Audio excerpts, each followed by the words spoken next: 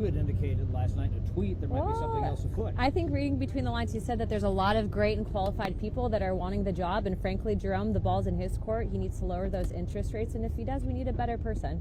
But the FOMC, it's a board of people. Is it kind of too much focus on him directly, you think, regardless of what you think of the interest rate policy? Ultimately, he's the one that's the deciding factor, and I think he's probably very influential, and it's not outside of the president's purview of authority to be able to fire him. That's not going to shock the markets?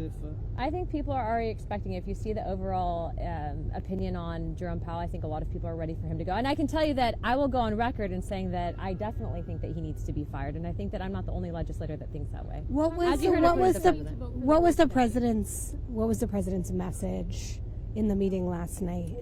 Look, I don't like to publicly disclose what we talk about in private, and I'll respect that. But what I will tell you is I think that the rule is going to pass today, that we've gotten definitely affirmation from the president that he does not back a central bank digital currency. And so obviously everyone's being cautious of that moving forward. And I think that we're going to get some of the great legislation that was put forward by Tom Emmer on that exact topic. Are you expecting some of the changes in how these bills move and how these bills pass, whether it's going to be language change or rules change to really solidify that anti-CBDC concerns that you and others have? I think that there's definitely going to be some new legislation hitting the floor, and then also to remember we can amend here. Obviously, we want an open amendment process, and so for those people that might not know what the parliamentary procedure is, it simply means that we want to stab at the apple in forming the legislation. But again, the people that are drafting this want to ensure that there is no CBDC. There's a lot of Democrats in the Senate that want a central bank digital currency. That means you don't have privacy and you don't have your own autonomy in the financial markets, and so we make sure that we have to kind of tailor our legislation to ensure that we can get around that hurdle. But the president has been very supportive and is very effective in whipping votes also in the Senate. On the Epstein files. Is that going to be a problem? Say that again, sorry. Changes on the rescissions bill from the Senate, is that going to be a problem when that moves across the building?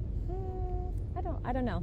I don't know yet. That's not a definitive yes. That suggests that maybe some people might not like what's coming over. Well, we'll see what ends up happening. We like to be more aggressive in the House, so. Congressman, the president said today that Republicans who still have questions on the Jeffrey Epstein case are being stupid, is the word he used. Foolish is another word he used. He's either doing the Democrats' bidding. Is he right when he says that? Well, I think that there's going to be more to come on that, and so I obviously don't speak for the White House, but what I can tell you is I'm also hearing him ask for transparency on the topic, something that we've been very, very much so championing. But he's telling Republicans to move on, let me finish on that one.